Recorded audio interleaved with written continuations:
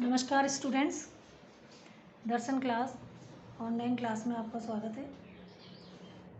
जैसा कि आपको पता है, इसके पहले चल रहा था हमारा अवस्थाएं। उसमें हमने पढ़ ली शैशवावस्था, बाल्यावस्था, किशोरावस्था। किशोरावस्था के बारे में चर्चा करी थी, उनको एज के अकॉर्डिंग डाइवर्ट किया था, जिसमें हमने अवस्थाएं देखी थी, लड़कों की अवस्था और लड़कियों की। इसके बाद हमारा शुरू हो रहा है किशोरावस्था के विकास के सिद्धांत। इन सिद्धांतों को हमने दो भागों में बांटा है, आकस्मिक और क्रमिक विकास। आकस्मिक विकास का सिद्धांत है, इस सिद्धांत के समर्थक स्टैनली हॉल नामक बाल विशेषज्ञ हैं। इन्होंने 1904 में अपनी एडोलेंस नामक पुस्तक प्रकाशित की।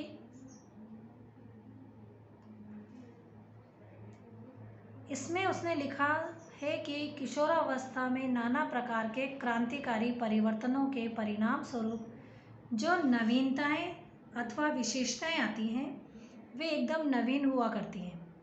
इनका पूर्व अवस्था से कोई संबंध नहीं होता है। जैसे कि हम उत्तेजना को ले सकते हैं।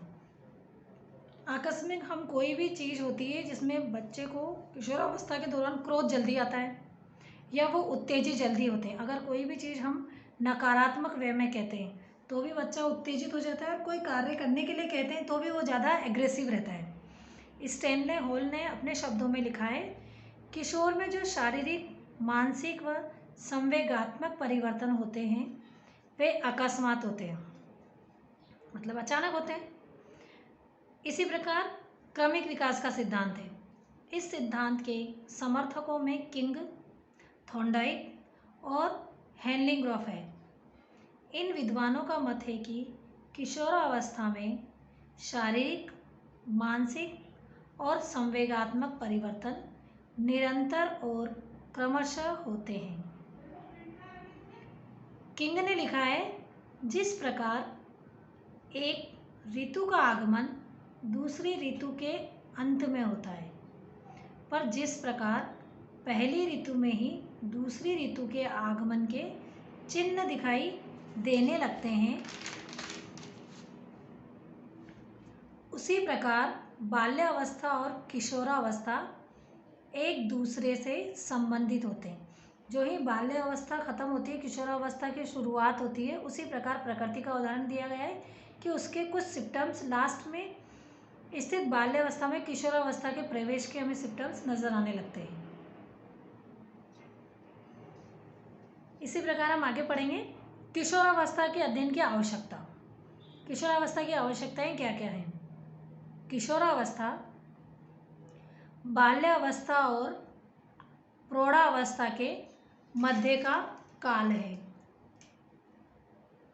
इसको परिवर्तन का काल भी कहते हैं, किंतु इस तथ्य से अवगत होते हुए भी माता पिता उसको बालक के समान समझते हैं और उसी के अनुरूप व्यवहार करते हैं।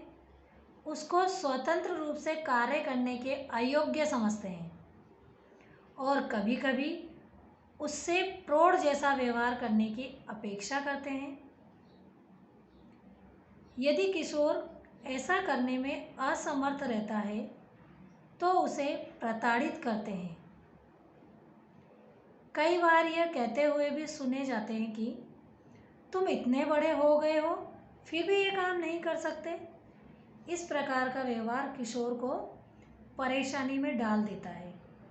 उसमें अनेक संवेगात्मक ग्रंथियां पैदा हो जाती हैं। तो माता पिता कई बार असमंजस में रहते हैं। कोई बालक ऐसी हरकत करता है तो हम उससे कहते हैं अभी तक बड़े नहीं हुए हो, और कोई बड़ों जैसा कार्य वो करता है तो उससे कहते हैं अभी तुम छोटे हो, बड़े नहीं हुए हो।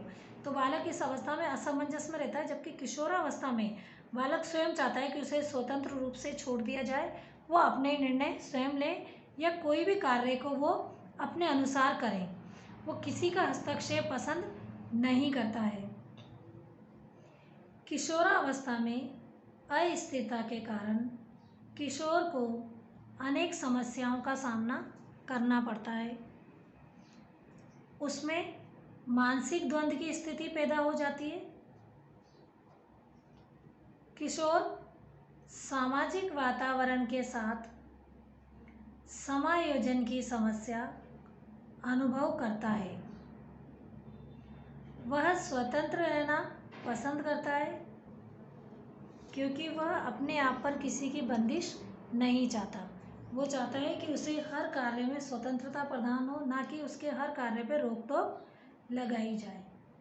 उसी प्रकार गैरिसन व किन्डिम ने अपने शब्दों में कहा है, किशोरियों की आयु में वृद्धि के साथ समस्याओं में भी वृद्धि होती है, जबकि किशोरों की समस्या में कमी की प्रवृत्ति देखी जाती है। उसकी समस्या समाधान शिक्षक व माता पिता दोनों ही कर सकते हैं या दोनों को ही करना चाहिए। इस अवस्था में बाल अपराध की प्रवृत्ति बढ़ जाती है। अनेक अपराध किशोर कुसमायोजन के फलस्वरूप करता है। किशोरों में विद्यालय से भागने की प्रवृत्ति विकसित हो जाती है। अनुशासनहीनता, तोड़फोड़ आदि कार्यों में किशोर संलग्न रहते हैं।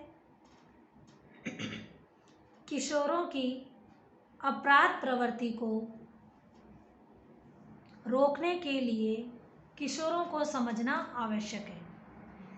किशोरावस्था में काम भावना अधिक प्रबल होती है क्योंकि बालक बालिकाओं के प्रति आकर्षण महसूस करता है। जैसे ऐसा होता है अपराध प्रवृत्ति, अगर हम किसी भी बालक को कई प्रकार स्वतंत्र नहीं छोड़ते और हर चीज़ पर रोक टोक लगाते हैं, या बाहर निकलने, देर घर आने, रात्रि को लेट से घर आना, देर रात तक बाहर घूमते रहना, या बहुत सारी चीज़ों को हम उनकी स्वतंत्रता को भंग करते हैं, और इस अवस्था में बच्चा नहीं चाहता है कि उसे हर चीज़ पे टोका रोका जाए, तो छोटे मोटे अपराध की तरफ अग्रसर होता है। इन्हीं अपराध को बचाने के लिए हमें उसे समझाना चाहिए। हरलॉक के अनुसार कहा गया है, किशोरावस्था अप्रसन्नता से युक्त काल है। इस आयु में सामाजिक दबाव, समायोजन की समस्या, सम्मान का अभाव, आदर्श एवं विषमलिंगी प्रेम में असफलता आदि कारक किशोर में अप्रसन्नता को जन्म देते हैं। अप्रसन्नता के फलस्वरूप किशोर का व्यवहार सामान्य नहीं रहता है। माता पिता व शिक्षकों को चाहिए कि वे किशोर के लिए सामान्य परिस्थितियां पैदा करें। किशोरावस्था की स्थिति में यही बताया गया है कि सबसे पहला कर्तव्य तो शिक्षक का और माता पिता का होता है। अगर बालक निरंतर किसी भी तरह से परेशान है या कोई समस्या उसके अंदर उत्पन्न हो रही है, तो उसके निराकरण के लिए अगर विद्यालय में वो ऐसा कोई कार्य करता है तो शिक्षक को उसके बारे में पूर्ण जानकारी लेनी चाहिए और बच्चे की पूरी जानकारी के बाद उसे समझाना चाहिए। अगर यही कार्य वो घर पर रहकर हो रहा है तो माता पिता को उसकी समस्याओं का समाधान खोजना चाहिए, क्योंकि किशोर अवस्था ऐसी है जैसे स्वतंत्र काल कहा गया है, क्योंकि उन्हें बंदिशें पसंद नहीं है और बाल्यावस्था में इस चीज़ से वो गुजर चुके हैं। जैसे कि हमने शुरू में पढ़ा है कि बाल्यावस्था का अंतिम चरण और किशोर अवस्था का प्रथम प्रवेश, ये दोनों ही जानना माता पिता के लिए अनिवार्य है। हमें पता चल जाता है उनके कई कारणों से कि बालक किशोर अवस्था में प्रवेश कर चुका है। तो कई बार ऐसी परिस्थितियां उत्पन्न हो जाती है कि हमें बालक को समझाने की आवश्यकता पड़ती है। इसी प्रकार हम आगे बढ़ते हुए क्रम में देखेंगे किशोरावस्था की विशेषताएं, जिनको हम अगली क्लास में पढ़ेंगे। किशोरावस्था की मुख्य विशेषताएं आज हमने आवश्यक अध्ययन किया है। किशोरावस्था में किन किन आवश्यक अध्ययन की आवश्यकता होती है, कल हम अगली क्लास में पढ़ेंगे किशोरावस्था की मुख्य विशेषता। ठीक है स्टूडेंट्स, बाय।